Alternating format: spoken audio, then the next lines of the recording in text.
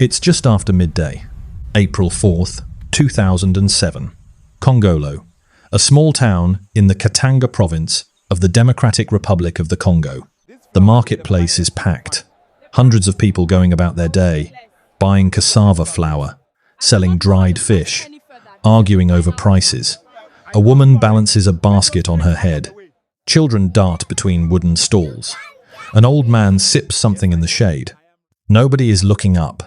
Above the rooftops, a small twin-engine turboprop is in serious trouble. Its engines are screaming but producing almost nothing useful. The left wing is dipping. The nose is yawing sideways. The controls have turned to wet clay in the pilot's hands. The aircraft is too heavy. It has been too heavy since the moment it left the ground. And now, at low altitude, low speed, with the engines already at maximum, there is nothing left to give. The Let L-410 turbolet does not reach the runway. It falls short. It falls right. It falls into the marketplace. To understand this crash, you have to understand the Congo. This disaster didn't begin at the airport. It didn't begin in the cockpit. It didn't begin with the cargo manifest, or the weather, or a mechanical fault. It began decades earlier in the systematic destruction of an entire country's infrastructure. The Democratic Republic of the Congo is the second largest country in Africa. It's roughly the size of Western Europe. It sits at the heart of the continent, blanketed by some of the densest equatorial rainforest on Earth, bisected by the Congo River, and sitting on some of the most valuable mineral deposits in the world: diamonds, coltan, cobalt, copper, gold. And yet, in 2007, it has almost no functioning roads. The colonial-era Belgian road network, never adequate for a country this size, had disintegrated into mud tracks reclaimed by the forest. The rail system was fragmentary. River transport was slow, seasonal, and dangerous. For the overwhelming majority of the country, getting from one town to another meant one thing: a plane. Not a jet. Not a commercial airline. A small turboprop, often aging, often overloaded, often operated by companies that barely qualified as airlines in any meaningful sense of the word. And here is where it gets truly alarming. The European Union had imposed the most sweeping aviation ban ever applied to a single country. Every Congolese airline, every single one, was prohibited from operating in European airspace. Not because of one bad operator, not because of one bad crash, because the entire system, the regulatory authority, the certification process, the maintenance oversight, the licensing of pilots had collapsed so completely that no aircraft operating under its authority could be presumed airworthy. The Congolese Civil Aviation Authority, the body responsible for making sure aircraft are safe, pilots are qualified, and airlines follow the rules, was underfunded, understaffed, and riddled with corruption. Inspections were rare, certifications were bought. The laws existed on paper and dissolved the moment someone needed to actually enforce them. Into this vacuum stepped operators like Filair. Filair was a small Congolese domestic airline, cargo, passengers, whatever paid. It operated in a market where demand for air transport was enormous, and the consequences of cutting corners were, until they weren't, essentially zero. And the aircraft they were flying on this day was the Let L-410 turbolet. A good plane, in the wrong hands, in the wrong system. The Let L-410 turbolet is genuinely a good airplane. It was designed and built in Czechoslovakia in the late 1960s, and it was built specifically for exactly this kind of environment: short, unpaved runways, remote operations, hot and high conditions. Minimal infrastructure. It's rugged, simple to maintain, and proven over decades of service across Africa, Asia, and South America. Its maximum passenger capacity is 19. Its maximum takeoff weight, the total weight of the aircraft, fuel, passengers, and cargo at which the aircraft can safely get airborne and fly, was specified to the kilogram by its designers. And I want you to understand why that number matters, because a lot of people hear maximum takeoff weight and think it sounds like a bureaucratic limit, a conservative suggestion, a number airlines nudge past all the time. It is not. Here's what actually happens inside an aircraft when you exceed that limit. Imagine you're carrying a backpack. Empty, you walk comfortably. You add weight 10 pounds, 20 pounds, you slow down, but you're fine. You push past 40 pounds, and every step is deliberate. You push past 80 pounds, more than double what the backpack was designed for, and your knees start to buckle. Now someone asks you to sprint. To sprint, and jump, and climb stairs all at once. You can't. Your body has reached its physical limit. One more step, and you collapse.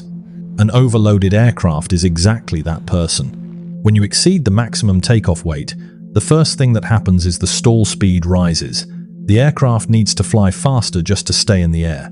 The margin between flying and falling, which is normally a comfortable buffer, shrinks dangerously. The second thing that happens, the climb rate collapses. The engines produce the same power they always do, but now they're dragging extra hundreds of kilograms upward against gravity. The aircraft climbs sluggishly or not at all. Third, the controls go mushy. The aircraft responds slowly. It's heavy on the yoke. It wallows in turns. It resists direction changes. An overloaded aircraft can take off. It can fly for a while. It can even land if everything goes perfectly.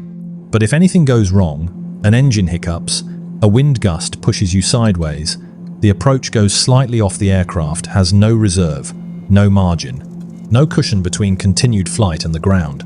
The Filair L-410 on April 4th, 2007 was not overloaded by a suitcase or two. It was overloaded the way Congolese bush aircraft are routinely overloaded. Bags of cassava flour stacked in the aisle, passengers sitting on cargo. Weight that transformed a 19-seat commuter plane into a flying truck, operating far beyond anything its Czech designers ever intended. Now the crew. The captain and first officer of this flight were Congolese pilots operating in one of the most financially brutal environments in aviation. And I want to be honest with you about something, because some aviation content glosses over this part. Did they know the aircraft was overloaded? Almost certainly, yes. Did they fly it anyway? Yes. But before you decide what to make of that, before you reach for easy blame, stay with me. Because the system that put these two men in that cockpit handed them an overloaded aircraft and pointed them at a dirt strip bordered by a busy marketplace. That system is the real story. The instruments were telling a story no pilot wants to read. Kongolo Airport. I'm being generous calling it that. It is a dirt strip at the edge of town. No control tower, no radar, no instrument approach procedure, no crash fire and rescue. No perimeter fence separating the runway environment from the surrounding community.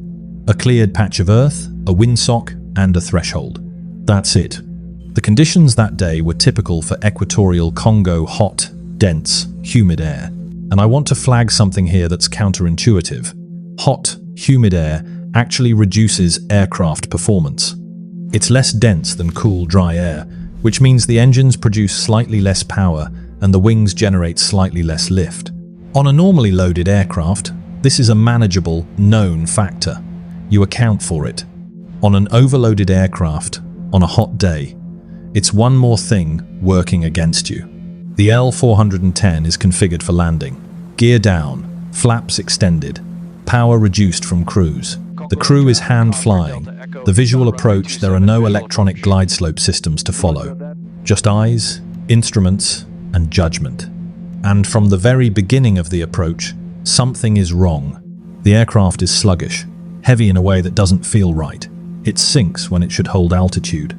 When the crew makes control inputs, the aircraft responds slowly. That mushy, resistant feeling that tells an experienced pilot the aircraft is carrying more than it should. The approach is not stabilized. The aircraft is drifting low, slow, off the correct glide path. The crew adds power. The Walter M 601 engines respond. They spool up, they produce thrust. But the thrust is insufficient. The aircraft is asking for more than the engines can deliver against that weight. The vertical speed indicator, the instrument that shows whether you're climbing or descending, hovers at 0, then dips below 0. Full power applied, aircraft still descending. This is the point pilots dread. The point where the physics of the situation have made their decision, and there is nothing left in the technical toolkit to change the outcome. The aircraft is now below the correct approach path. It's drifting right of the runway centerline. Whether a gust of wind pushed the heavy aircraft sideways, whether an engine lost power at the worst possible moment, whether the crew simply ran out of options, the exact sequence is lost forever.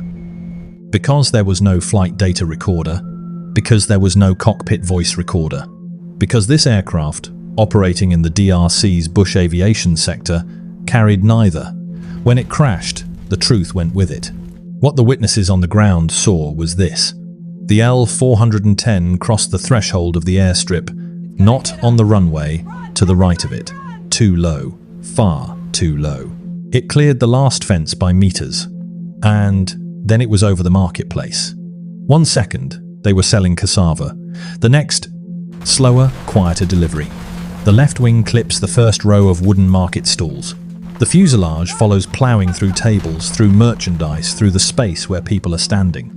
The fuel tanks rupture on impact. Aviation fuel, Jet A, highly flammable sprays across the market in an instant. It contacts the cooking fires, the charcoal braziers, the splintered wood of the stalls. The fireball is immediate. It rolls outward from the impact point in a wave of orange and black, faster than anyone can run. It consumes tarpaulins, corrugated tin, sacks of flour, baskets of fruit, clothing, and people. Children who were playing between the stalls are struck by debris moving at over 100 miles per hour. Vendors who look up at the sound of the engines too late see a wall of metal and fire. 51 people die. Some are aboard the aircraft. Most are on the ground. Over 100 more are injured, many with burns so severe that Kongolo's medical facilities, the town has no proper hospital, cannot treat them. Some of those people will die in the hours and days that follow. There are no firefighters, no ambulances, no emergency services. There is only the community. Bare hands, buckets of water, survivors pulling bodies from beneath sheets of corrugated tin, a woman calling for her child in the smoke. Where the marketplace stood minutes before, there is now a charred crater of twisted metal, burned earth, and silence. In a functioning aviation system, what happens next is a reckoning. In the United States, in Europe, in Australia, when an aircraft crashes, trained accident investigators are on scene within hours. Flight data recorders are recovered. Cockpit voice recordings are transcribed. Maintenance logs are pulled. Crew records are examined. Air traffic control data is analyzed. A report is published. Probable causes are identified. Safety recommendations are issued. Airlines comply or face consequences. In the Democratic Republic of the Congo, in 2007, almost none of this happens. There are no flight recorders to recover the aircraft, carried none. Filair's maintenance records are incomplete, if they exist at all. The passenger and cargo manifest is unreliable. How many people were aboard? Exactly. What was the actual takeoff weight? These are the most basic questions an investigation must answer. In this case, they cannot be answered with certainty. The Congolese Civil Aviation Authority does not have the investigators, the equipment, the funding, or the political independence to conduct a proper inquiry. International attention is minimal. The global aviation safety community barely registers it one more fatal crash in a country that has dozens every decade. But the conclusion is not hard to reach. The aircraft was significantly overloaded. The crew flew it anyway, under commercial pressure that made refusal feel impossible. No authority checked the weight before departure. The marketplace was directly adjacent to the approach path with no separation, no barrier, no protection. Every failure was known. Every failure was predictable. Every one was preventable. And yet none of it was prevented. This was not an accident. It was a pattern. I need you to understand something. The Filair L-410 crash was not an anomaly. Between 2000 and 2010, the Democratic Republic of the Congo had more fatal aviation accidents per flight than any other country on Earth, more than any war zone, more than any other developing nation. The causes repeat with mechanical, horrifying predictability. Overloading, maintenance failures, unqualified crew, broken runways, no navigation aids, regulatory collapse, corruption at every level. The European Union's total ban on Congolese carriers wasn't a political statement. It was the international community formally acknowledging that the situation had gone beyond the point where individual airlines could be assessed on their own merits. The system was broken. Every aircraft that came out of it was presumed unsafe until proven otherwise. But here is the part that should stay with you. The ban only applies to European airspace. Inside the Congo, inside the country where the people actually live and fly and go to marketplaces, the flights continue. The overloaded aircraft continue. The crashes continue. Because the people of the Congo have no alternative. The passengers on that flight didn't board because they wanted to. They boarded because it was the only way to get where they needed to go. And the people in that marketplace didn't choose to live beside an airstrip. They lived there because that is where commerce happens in Kongolo, at the intersection of the aircraft and the town, where goods arrive and money changes hands. They were killed by poverty, by the poverty that eliminates alternatives, that forces people onto unsafe aircraft, that places marketplaces beside runways, that strips regulatory agencies of the resources to enforce their own laws. That creates a situation where an overloaded airplane is the only bridge between survival and isolation. Fixing Congolese aviation requires fixing the Congo, its roads, its governance, its institutions, its economy. That is not an aviation problem. That is a civilizational one. And tomorrow. The marketplace in Kongolo was rebuilt. Of course it was. The people there have no alternative. Commerce must continue. Children must eat. The corrugated tin was hammered back into shape. New wooden poles were driven into the same earth. The vendors returned to the same spots, some of them to the same positions where their neighbors burned to death. The airstrip is still there. Planes still land. They are still overloaded. The marketplace is still adjacent to the approach path. The Let L-410 is a good airplane.